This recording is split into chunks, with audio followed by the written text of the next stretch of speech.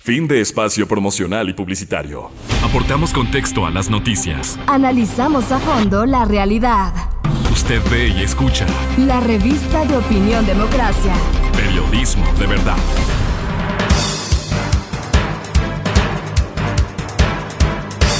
Estamos de regreso ya y conversando en este paréntesis. Recordábamos a Juan Timbalombo, el editor general del diario Hoy, y también ahora estaba trabajando en la conversación. Ha fallecido este fin de semana. Para los que lo conocimos, para los colegas periodistas de él, ha sido un golpe, ¿sí? Y nos habíamos olvidado de mencionar al inicio de que, claro, tanto a los de la conversación como a los ex trabajadores del diario Hoy, trabajadores de la comunicación, un abrazo solidario a la familia de Juan Timbalombo, también un joven periodista muy inteligente, trabajador. Sí, esto pasa, ¿no? Estas son las etapas de la vida, como dicen.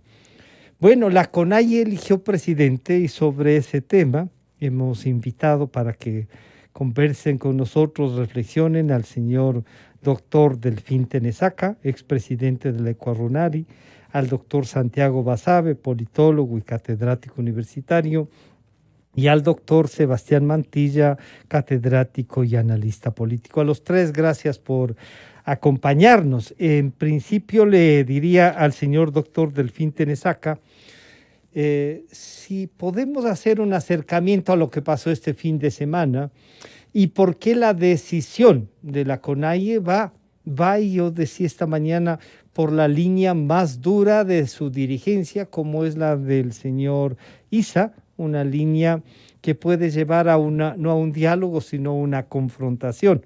Doctor Tenesaca, bienvenido, buenos días. Buenos días, mis estimados periodistas, amigos, compañeros de todo el trabajo periodístico, de la misma manera a los exponentes. Muchos saludos para cada uno de ustedes. Al respecto, bueno, la CONAIE tiene un proceso, un caminar histórica, inclusive toda la lucha social histórica, y se ha caracterizado por defender todo lo que ha sido, inclusive toda la historia ecuatoriana, en donde ha habido la marginación. Así, en las últimas elecciones, o quizás con los antecedentes que hemos vivido en el mes de octubre y toda esta situación, se concretó un poco de desconfianza, en donde no hay respeto a las decisiones, respeto y quizás sobre todo en este caso a los pueblos y a las nacionalidades. Y esto es lo que ha unido a varios sectores, como la juventud, también a los sectores indígenas, campesinos, que dedican a la agricultura, una preocupación, una desesperación de la inestabilidad económica y política también. Y entonces esto ha provocado un trabajo bastante interesante, sobre todo en la juventud. Se ha dedicado también el trabajo de análisis de la coyuntura en estos días. Anteayer y ayer fue una profundización, ¿no?, de persecución a los líderes históricos, de la misma manera también la situación de la falta de atención en estos tiempos de pandemia, pero sobre todo también cuestionamiento de la gente indígena del campo que se están saliendo a la migración a otros países, y aquí en el país no hay una respuesta económica. Doctor Tenesaca, en este análisis que han hecho y en esta, digamos, retos que se impone la CONAIE, ustedes analizaron lo que pasó en octubre, lo que ha pasado con el señor Vargas, el dirigente que termina su presidencia.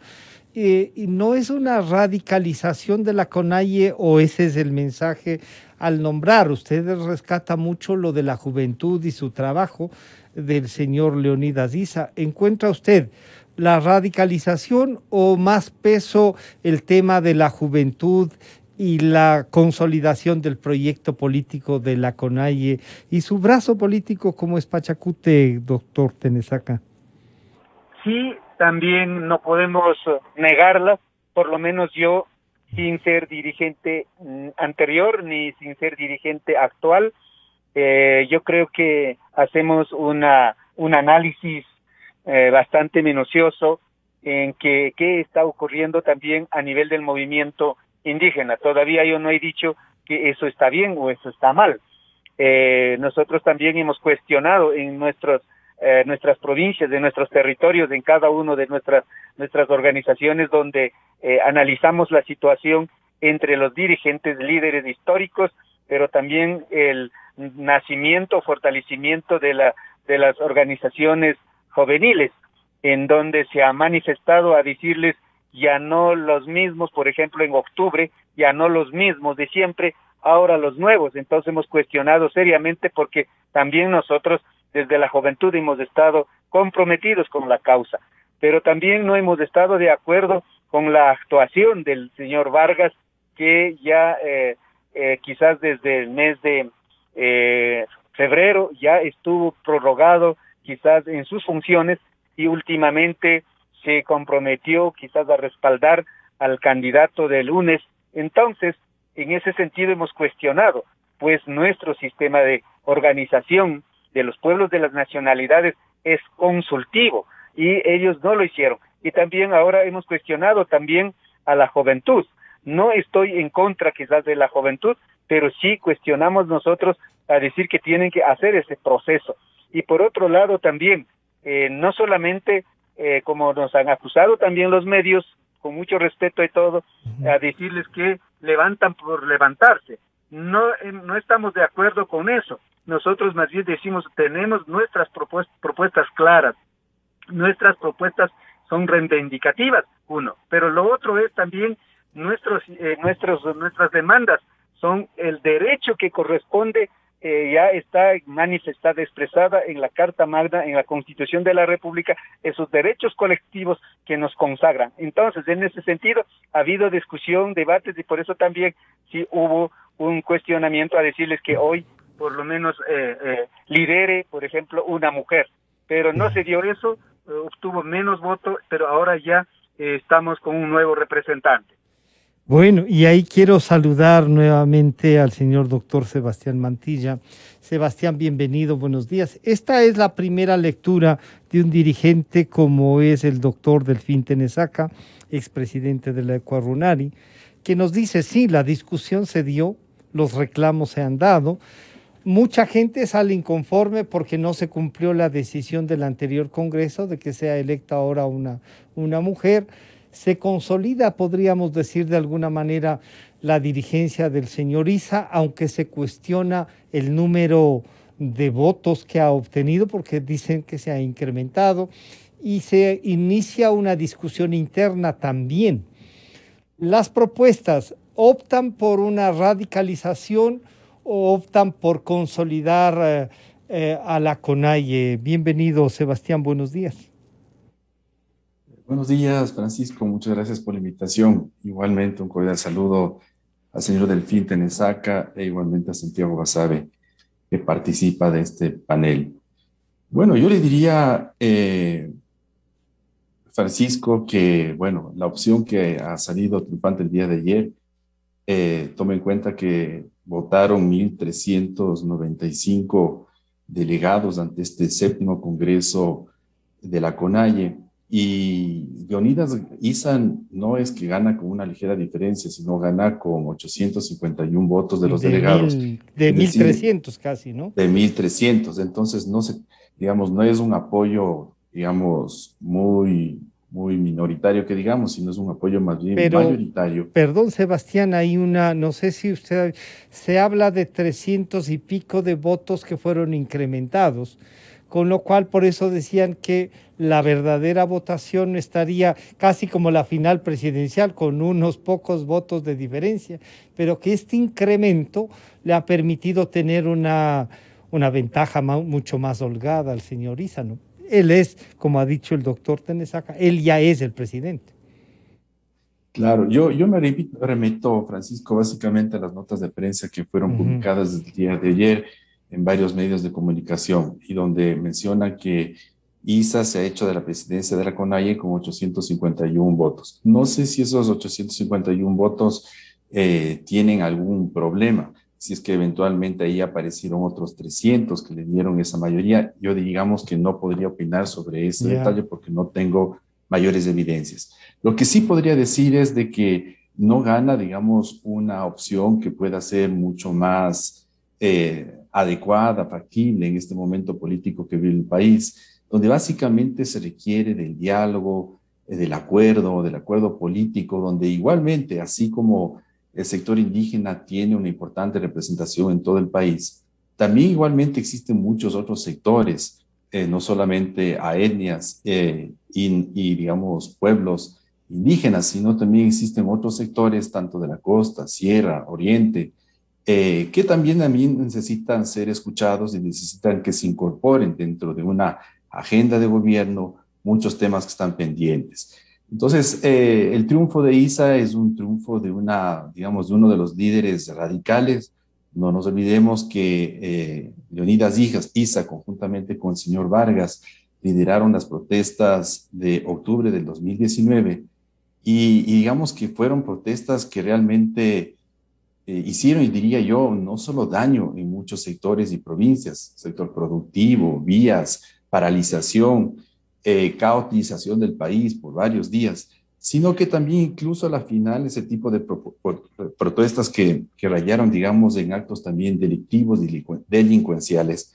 Tomemos en cuenta lo que pasó, por ejemplo, en el centro histórico de Quito, la quema, por ejemplo, de la Contraloría, y que después que han pasado también incluso ya más de un año, Francisco, no existen ahí culpables y no existen investigaciones.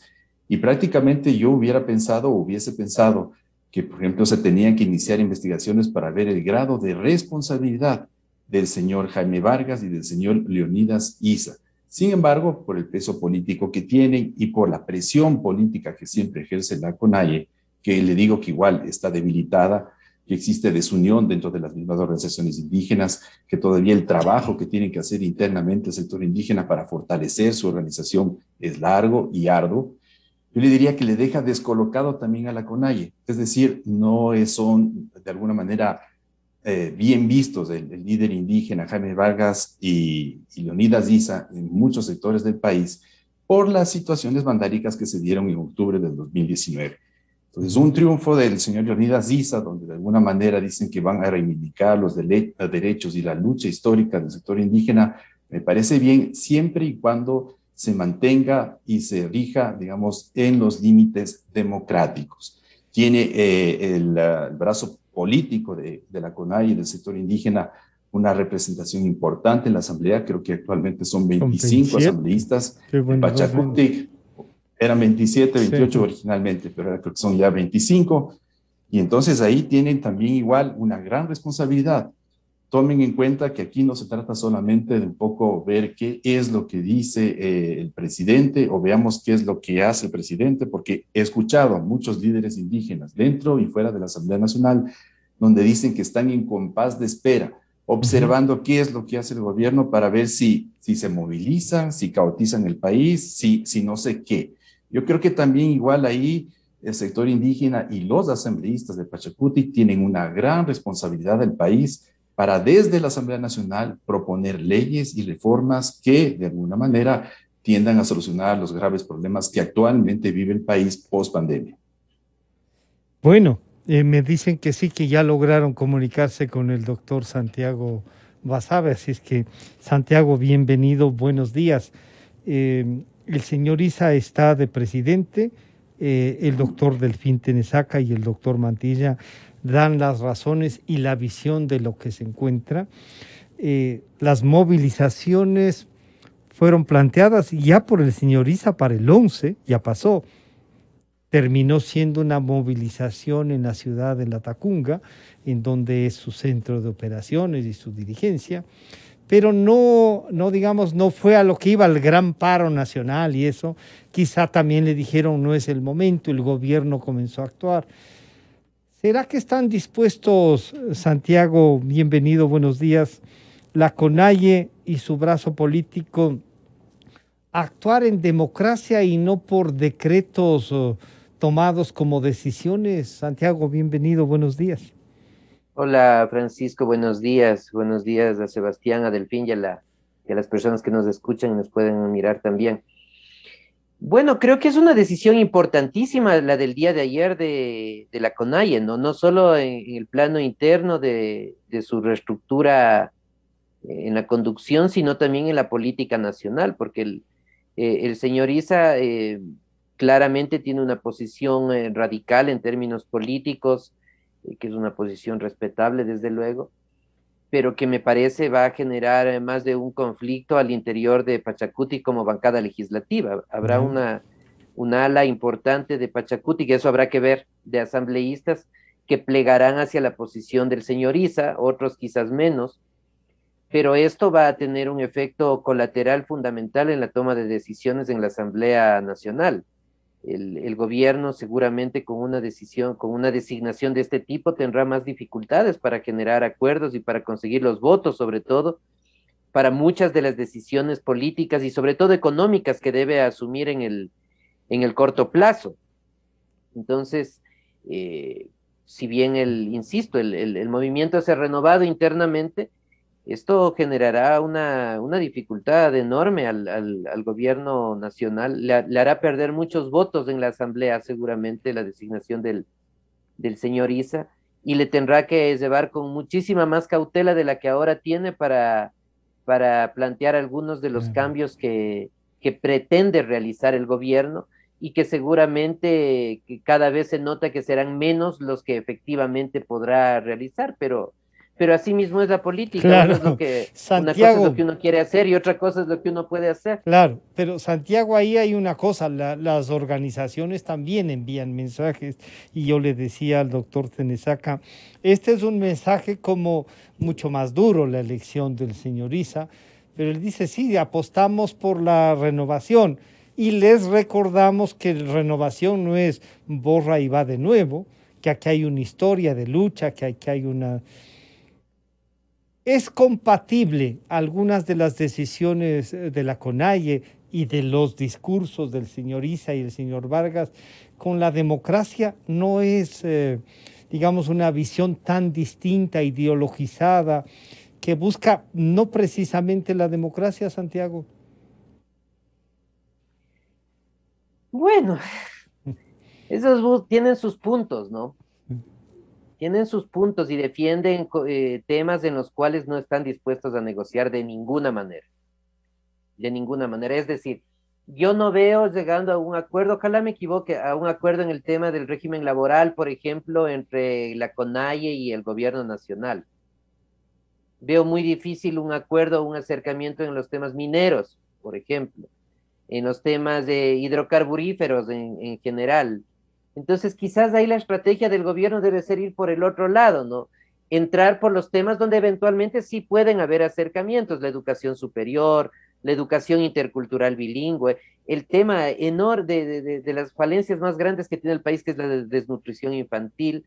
Entonces, quizás una estrategia del gobierno podría ser esa, acercarse por las cuestiones donde pueden haber mayores acuerdos, mayor capacidad de llegar a consensos, para dejar para luego, para luego puede ser un luego muy largo, claro, los temas más complicados y que desafortunadamente son los que le interesan al país y al gobierno en el plano económico, sobre todo. Claro, esa es una viravuelta cercana a los 14, 15 kilómetros, como cuando uno va por otras ciudades.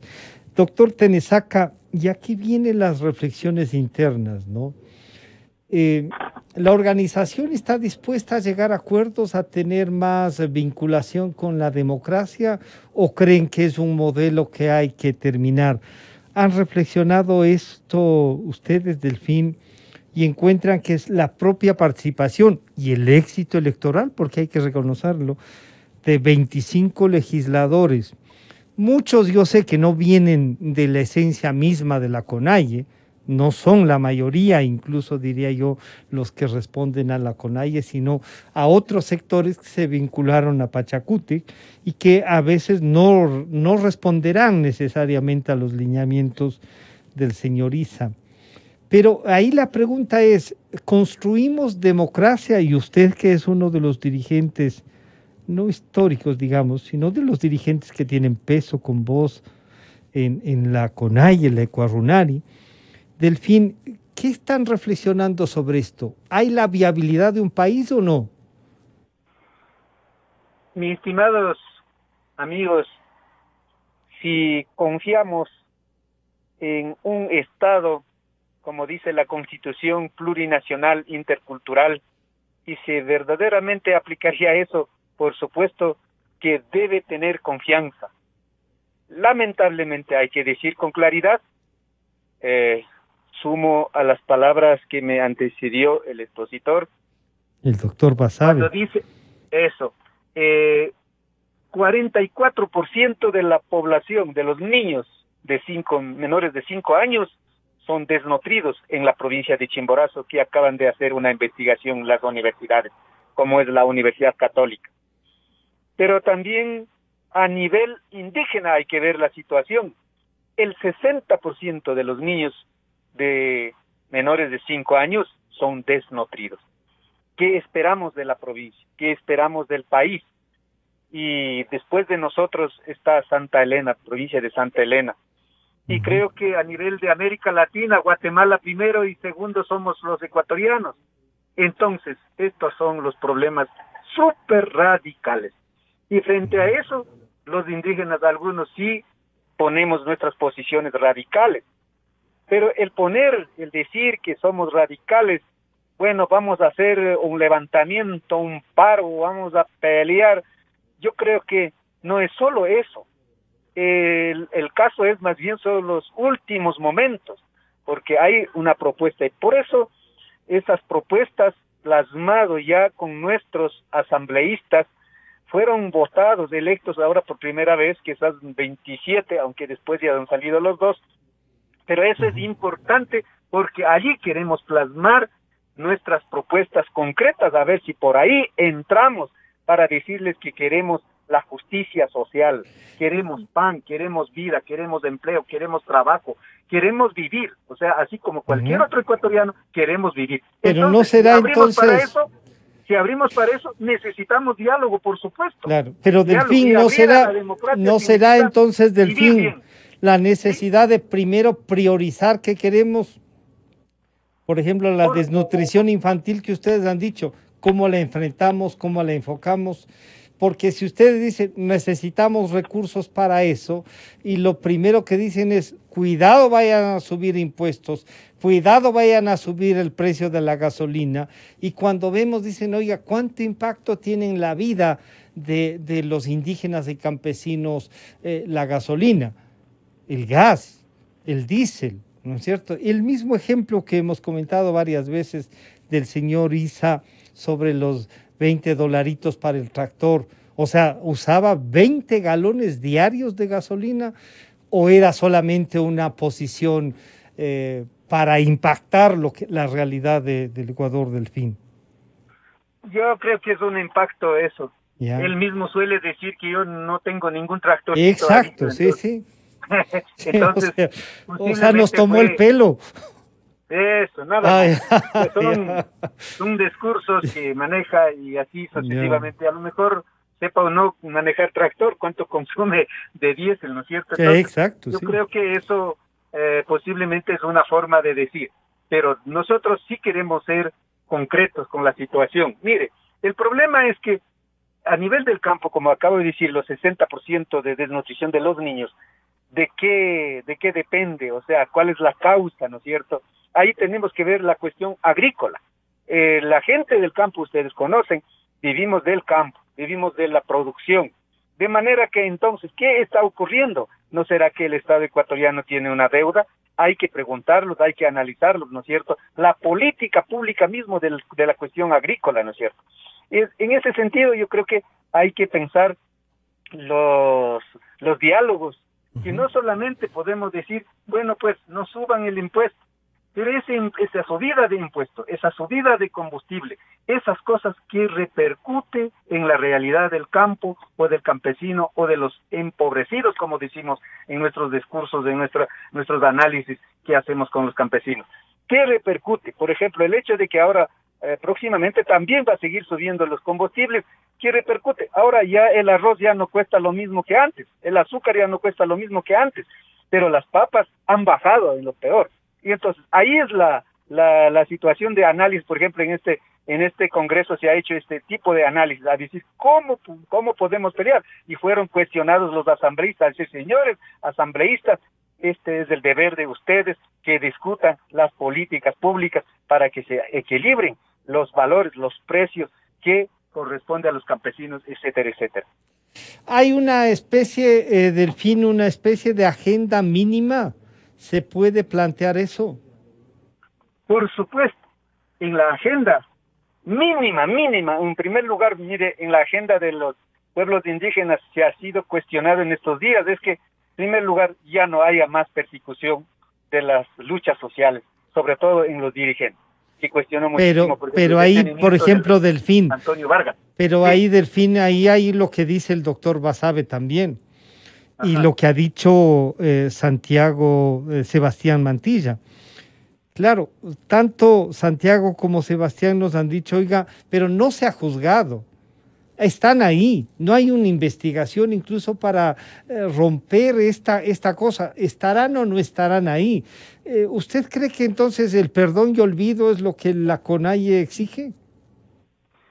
Bueno, no tanto quizás el perdón y el olvido, porque no quisiéramos quedarnos ningún delito cometido que quede en impune. Ninguno. Por eso, por ejemplo, nosotros hablamos de la justicia indígena. Todo delito tiene que ser repuesto, se tiene que reponer. Y creo que en ese sentido exigimos a los políticos detenidos, pero también a los indígenas, pues tiene que ser la justa, el debido proceso, ¿no es cierto? Pero muchas veces dirigentes son acusados falsamente. Y eso no significa que tenemos que sancionar ciegamente, sino seguirlas y de acuerdo a las normas. Y creo que en ese sentido nosotros no cerramos a decirles, hago lo que quiera y después perdónenme. No, si cometo un delito, tengo que ser sancionado. En eso estamos claros. Pero también nosotros exigimos, para todos tienen que ser iguales las normas. Ustedes saben muy bien, por ejemplo, en estos 14 años de los dos gobiernos, casi supuesto izquierda, y por eso las confusiones del discurso también empiezan a decir, cuando decimos correístas, leninistas, decimos, no, pero peor es apoyar a la derecha. Sea de la derecha, sea de la izquierda, si hicieran justicia social, aplicaría verdadera democracia, y si haya vida de calidad en el Ecuador, no habría este tipo de cosas, habría otro tipo de debates, discusiones, etcétera, etcétera. Entonces, si no hay eso, nuestra exigencia es decir, a ver, vamos a dialogarnos, pero a decirles frente a frente, a decir las verdades con claridad.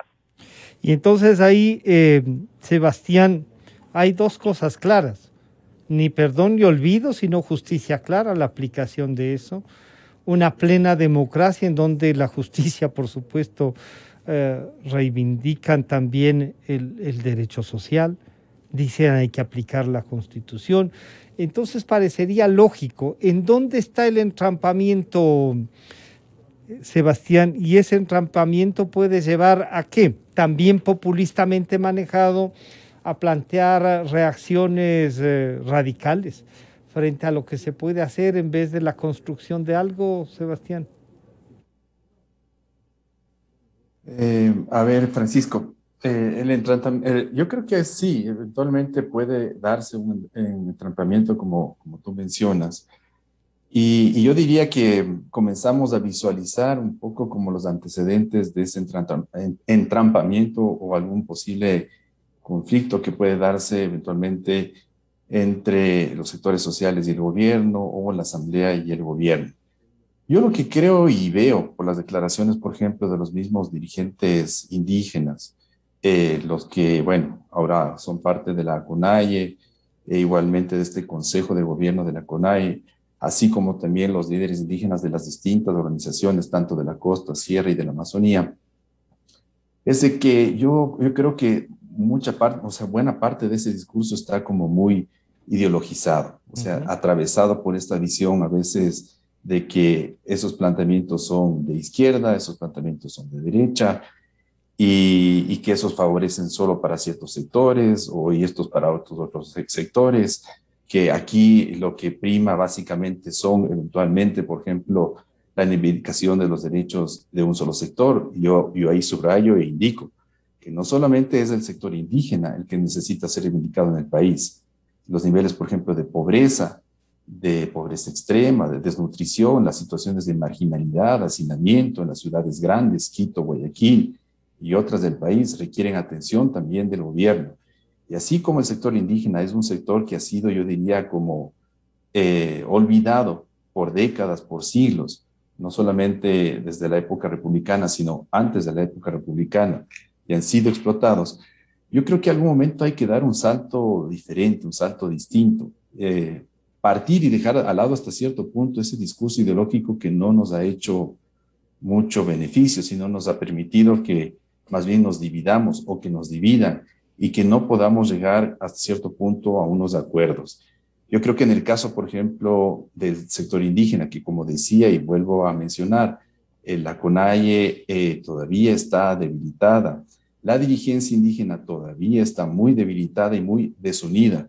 Tiene que hacer un trabajo primero al interior de fortalecerse, pero fortalecerse en el sentido de poder, digamos, como articularse mucho más con las necesidades y pedidos de las comunidades, de las comunas, de los sectores, digamos, campesinos y rurales, digamos, indígenas. Y hasta cierto punto también, en ese mismo sentido, también reflejar, claro, esas necesidades que existen en el campo, pero poderlas también articular en función, digamos, de un desarrollo también nacional. Yo creo que el llamado, por ejemplo, de la unidad que han hecho la CONAIE me parece positivo, pero no en el sentido de unirnos como para tratar de ser un bloque de, digamos, de choque o un grupo de choque que solamente está para pedir ciertas reivindicaciones para su sector a partir de la amenaza de una protesta, una paralización o cierre de vías, sino que creo que hay que mirar mucho más allá.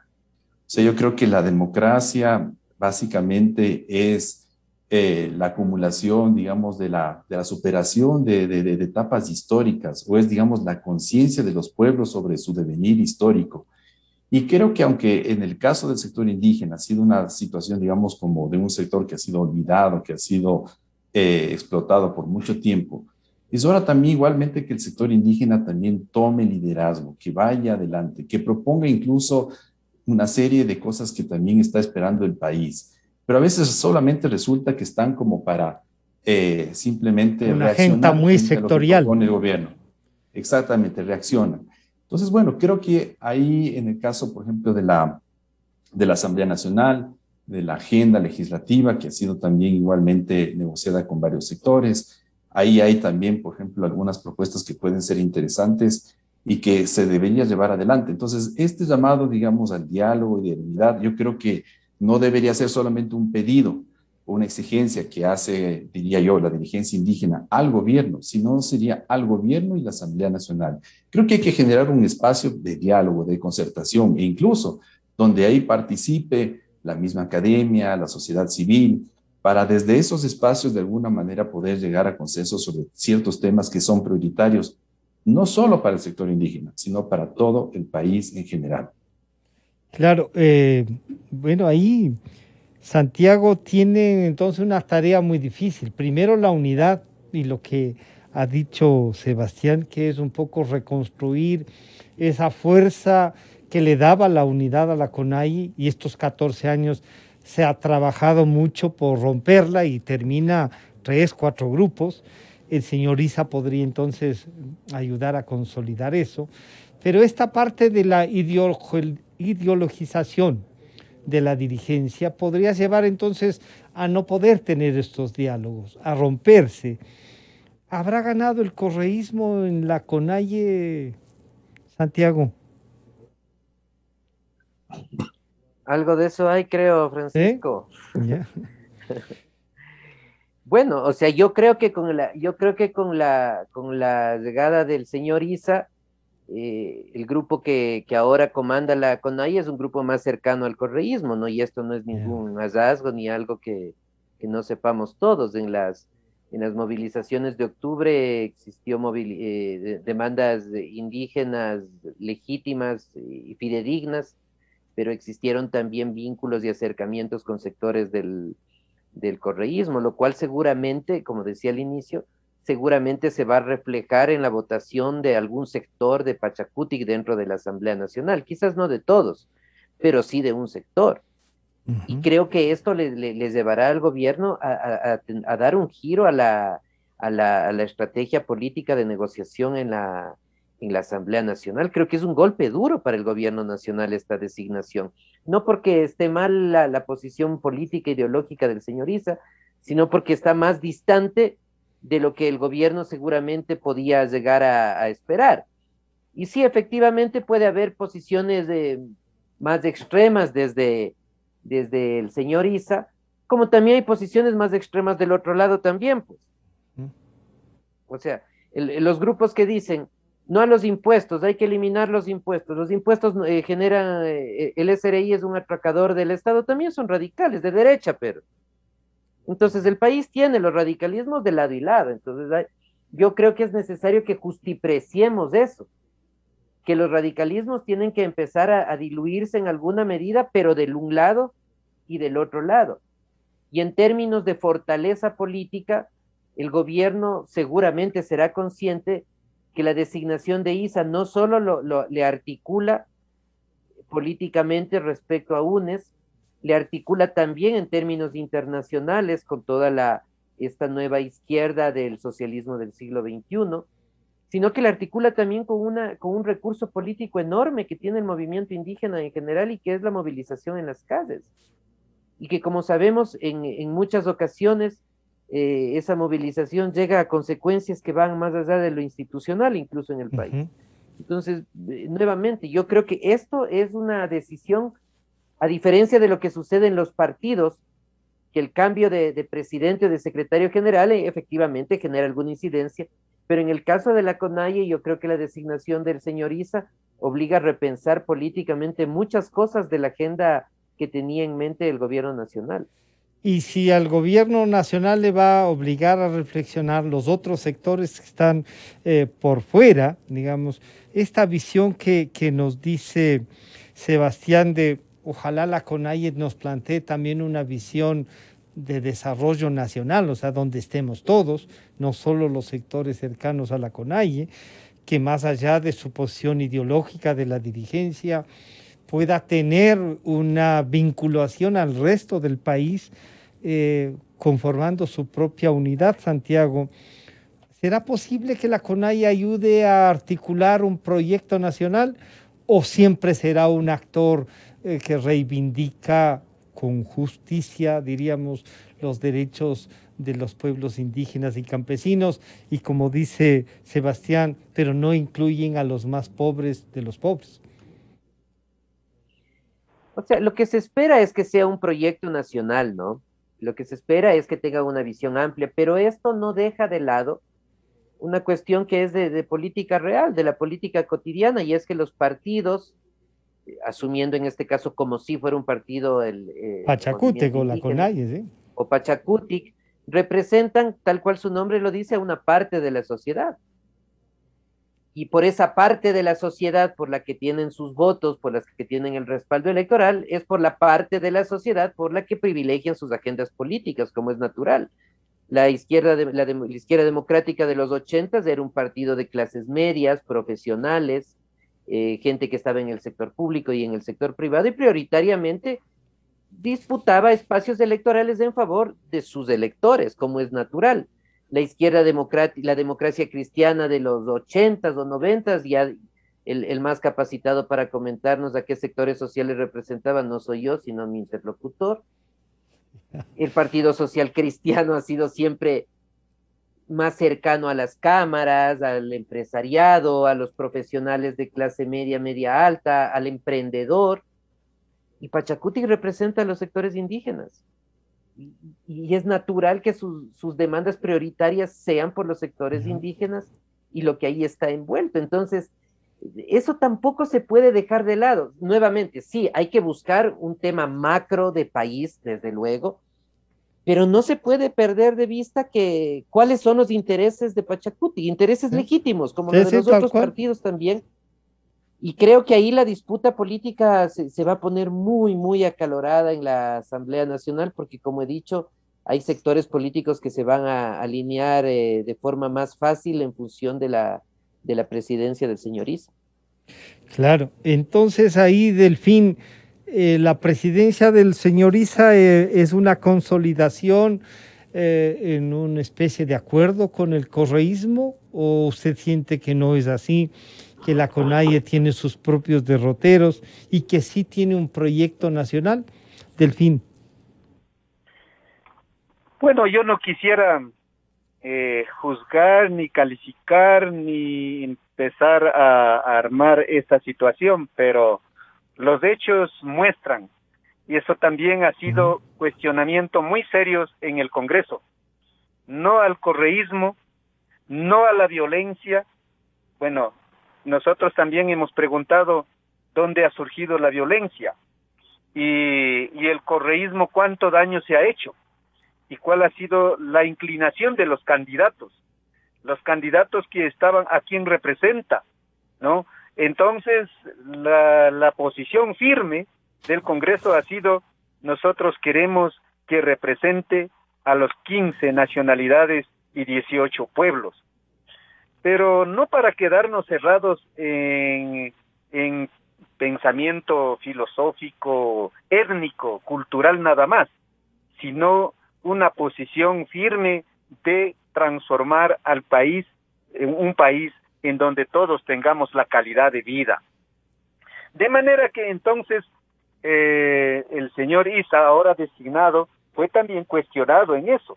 Eso deben haber dicho quizás por en base a algo, ¿verdad? No estoy diciendo yo que es ni correísta ni nada por el estilo, pero estas acusaciones, como él mismo también manifiesta y dice, tantos obstáculos que me han hecho, han acusado de correísta, pero peor estar con la derecha.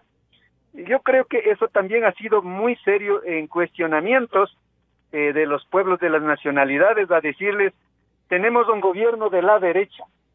Lastimosamente hay una radicalidad en ese sentido de la derecha o de la derechización, pero también de las izquierdas, de la falsa izquierda, que ya gobernaron en 2 ocasiones, inclusive un largo tiempo de parte del correísmo, que no es ningún izquierda ni socialista del siglo XXI, sino una derecha que más todavía que ha dejado en pobreza al país, y eso no estamos de acuerdo. Lo otro que también el tema es que hemos analizado también que hay que romper ese radicalismo, a decirles pues nosotros los indígenas, los pobrecitos y los que vamos a lamentarnos, no es eso, de que nos den algún kit de alimentación o alguna cuestión así nomás, sin responder a los grandes problemas, problema de salud, problema de educación, ¿no? Problema agrícola, como les dije también, pero también por otro lado los problemas jurídicos, ¿no es cierto? Todo, cómo se a veces viola los acuerdos internacionales, los convenios, como convenio 169. La misma Constitución está bien claro, ¿no es cierto? La defensa de la naturaleza, todo lo que es del artículo 56 y 57, los derechos colectivos, el derecho a decidir, el derecho a la defensa, el derecho de desarrollar nuestras organizaciones. O sea, todas estas cosas son los reclamos que nosotros los ecuatorianos, que todos los ecuatorianos hemos aprobado la Constitución, y creo que esa es la exigencia. Yo también pienso, no solamente ahora es el tema correísmo o el tema ahora algunos indígenas que también ya están con el gobierno, bueno, los gobernantes del turno cada vez, bueno, pues para romper la organización, si los coloca a un otro indígena que está atrás de algún partido político que está ganando. Por ejemplo, en este caso del nombramiento de la Secretaría de los Pueblos, es como tratar de romper a la organización CONAIE o a otras organizaciones. Ahí, por ejemplo, decimos, bueno, designe lo que quiera, pero tiene que también ayudarnos a unir el país. Nosotros ahora hemos decidido en el Congreso esa unidad del país, esa unidad de los pueblos, porque no solamente los indígenas tenemos que ser cuestionados que estamos divididos, el país está dividido, el país está roto, el país no está unido y por eso no podemos ni salir económicamente, por ejemplo, en este último pandemia, que es súper cuestionado, y tanta corrupción que se ha dado, como que estamos quedando y ahí, Delfín, fallados. en cuanto a la corrupción, el comportamiento en la Asamblea de Pachacútec frente a la fiscalización ha sido un poco errático. No hay una definición, no se pudo iniciar el juicio al Contralor, por ejemplo. Esos temas de fiscalización, de ver todo lo que se han llevado, incluido con algunos dirigentes indígenas, como usted lo reconoce, que han estado en embajadas, en ministerios, en estos 14 años. ¿Han hecho una evaluación también de esa participación de ellos? La pregunta es para mí. Sí, Delfín. Sí, mira, no solamente eso que hemos preguntado. Hemos visto, hemos analizado la estrategia de los gobiernos del turno para silenciar, para callarnos. Ha pasado esto de colocarlos en las embajadas, en las direcciones, en las secretarías, cualquier cosa de eso. Eso no significa que estamos diciendo no podemos asumir esa responsabilidad, no. Pero no tiene que ser para callarnos o para dividirnos, para rompernos, sino por un derecho. Porque también estamos en la capacidad y es un derecho, ¿no es cierto? Pero al mismo tiempo, la fiscalización, ¿no es cierto?, la legislación con los asambleístas, por ejemplo, el cuestionamiento a los asambleístas ha sido interesante también, que no se vendan la conciencia, o sea, no vendan por intereses personales, sino respondan a una demanda social del país, legislen para el país, pero lleven también temas y contenidos que son grandes temas. La defensa de los territorios, por ejemplo, eso es muy importante que sea tomado en cuenta, y no solamente en el Congreso, sino casi todo este año para pensarlos en una propuesta grande, ¿no es cierto?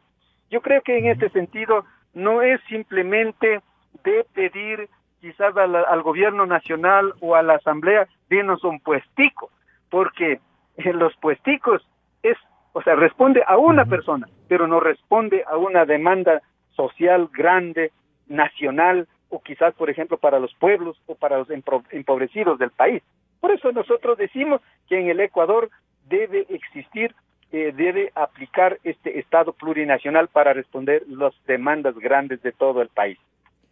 Claro, entonces ahí, Sebastián, sí hay una visión nacional, sí tienen estas preocupaciones, sin duda. Los dirigentes y los que encabezan tienen una posición, dicen no hay aquí, es peor ser de derecha que correísta, sin tomar en cuenta todo lo que ha pasado, y sí, les sirve como escudo aquello de la derecha, y qué nomás significará ser de derecha para este discurso, ¿no es cierto? Y qué significa, como ellos mismos reconocen, que ha sido esta izquierda troglodita y de delincuentes, Sebastián. Sí, en efecto, yo diría que hay un esfuerzo también ahora de la dirigencia indígena por tratar de ir más allá, digamos, de su sector, para tratar de ser una voz, una instancia que se proyecta a nivel nacional. Pero creo que igualmente es un primer paso y hay muchos, digamos, todavía hay muchos pasos que correr, hay mucho que se puede hacer todavía.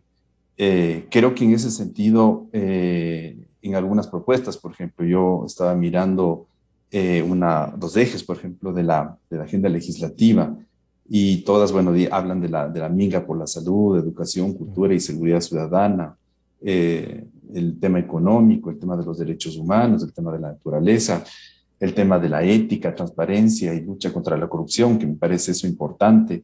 Creo que ahí hay algunos temas que son importantes, que trascienden más allá del sector indígena y van también a los distintos sectores de la sociedad.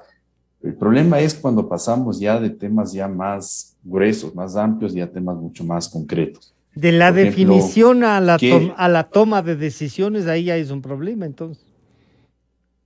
Claro. Y ahí es donde se requiere igual que se puedan crear, yo insisto un poco en crear espacios de diálogo, de negociación.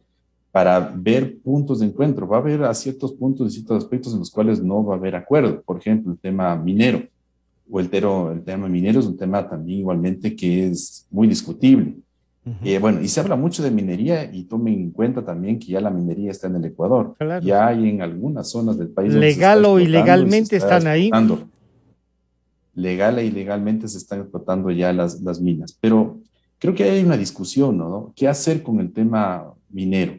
¿Hacia dónde va el país? ¿En qué medida el sector minero va a apuntalar, por ejemplo, un desarrollo nacional, un desarrollo social que lleve, por ejemplo, a que esos recursos se puedan redistribuir para el sector de la educación, de la salud, etcétera? Ese es un tema que está, digamos, como discusión, porque hay la explotación minera, si no se la hace de alguna manera, pero muy controlada, puede generar, digamos, impactos negativos en el medio ambiente. Entonces, a mí me parece interesante que desde el sector indígena, por ejemplo, uno de los puntales sea el tema, por ejemplo, del respeto a la naturaleza, de la conservación de la naturaleza. Entonces, yo creo que ahí se pueden eventualmente ver como puntos, eventualmente, yo digo yo, de encuentro en ciertos aspectos, en ciertas áreas, en estas áreas no, en fin. Y así igualmente sobre el tema, por ejemplo, eventualmente de una reforma a la seguridad social, una reforma al Código del Trabajo. Creo que el país necesita de alguna manera como para poder despegar, para poder desarrollarse, no en términos, digamos, del enfoque neoliberal. O sea, yo creo que si uno ve, por ejemplo, a nivel mundial y ve lo que pasa, por ejemplo, en países como China, por ejemplo, que supuestamente es el adalid del socialismo, del comunismo. Vean ustedes, ha desarrollado en cambio todo lo contrario en términos económicos.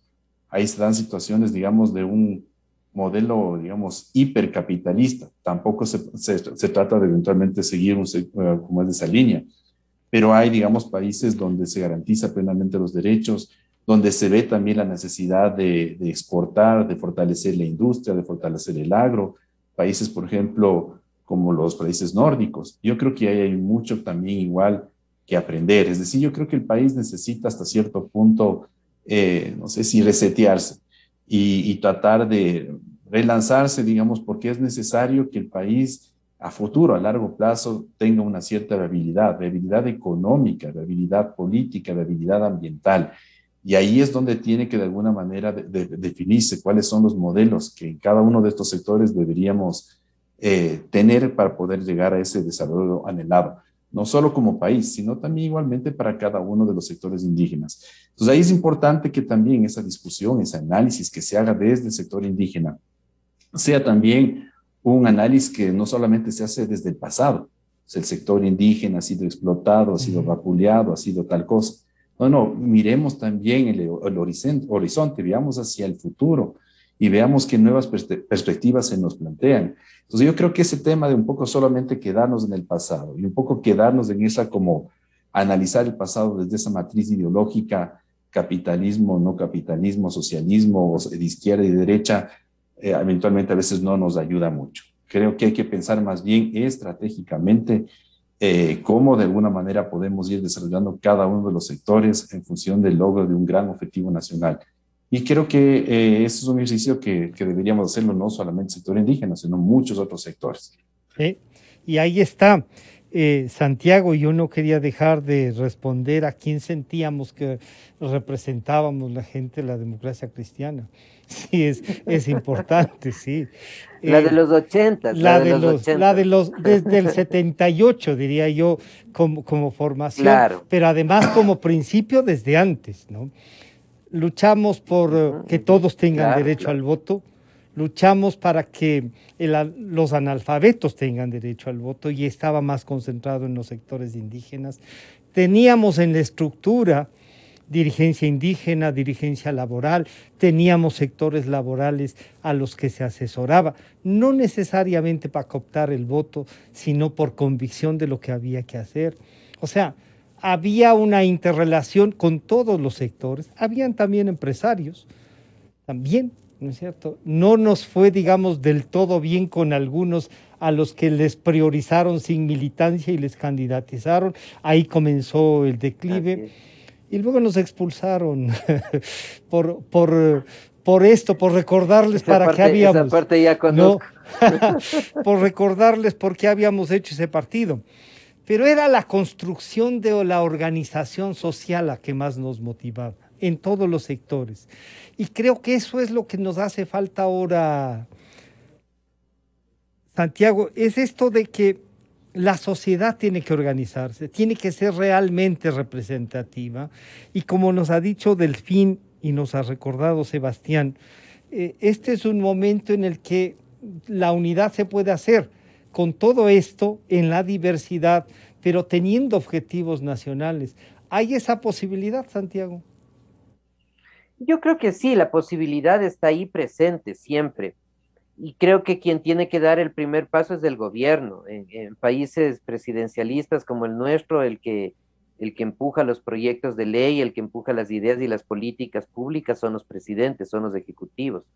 Y yo creo que ahí lo que esperamos, y ojalá sea así, es una apertura de parte del presidente Lasso, no para dejar de lado su posición política, su visión de cómo encaminarle al país, de ninguna manera, pero sí para que esa posición vaya en sintonía con la coyuntura política en la que gobierna.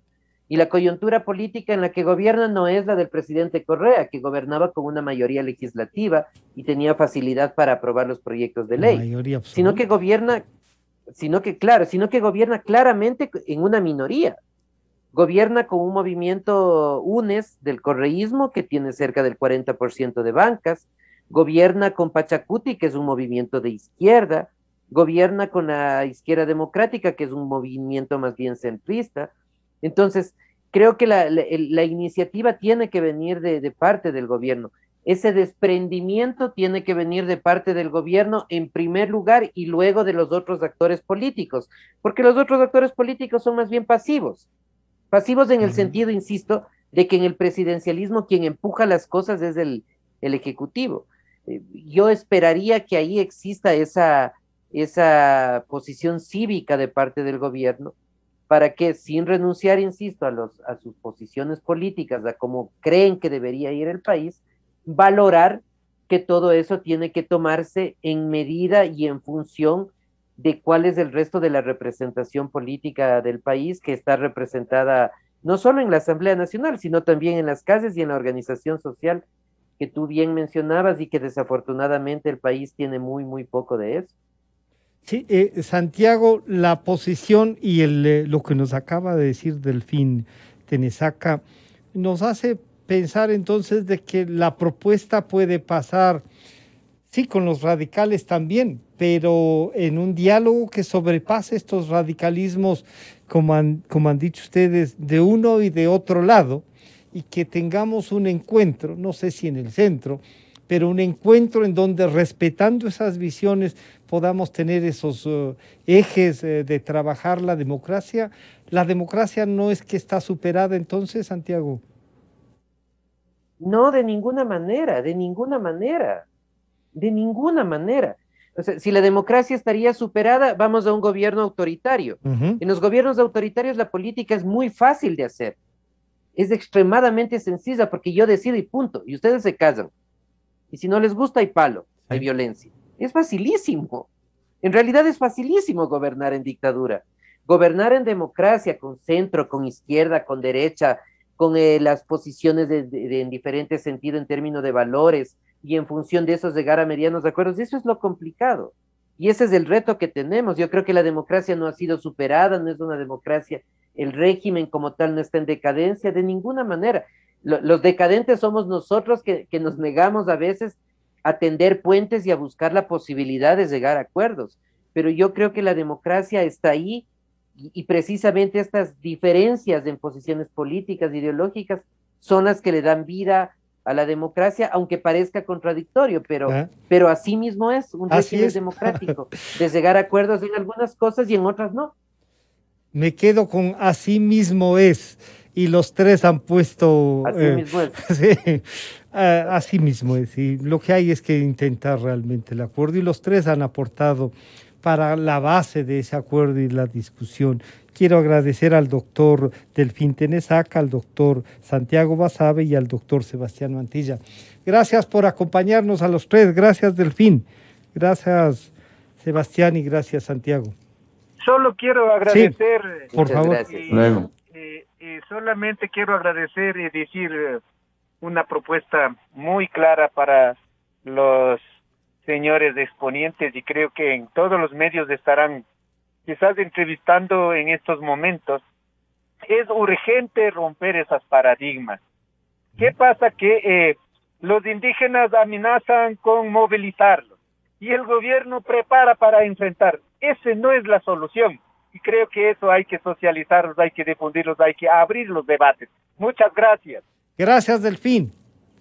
Así estaremos entonces. Un gusto saludarles. Con esto estamos terminando el día de hoy. Nos encontraremos mañana a partir de las 7 de la mañana.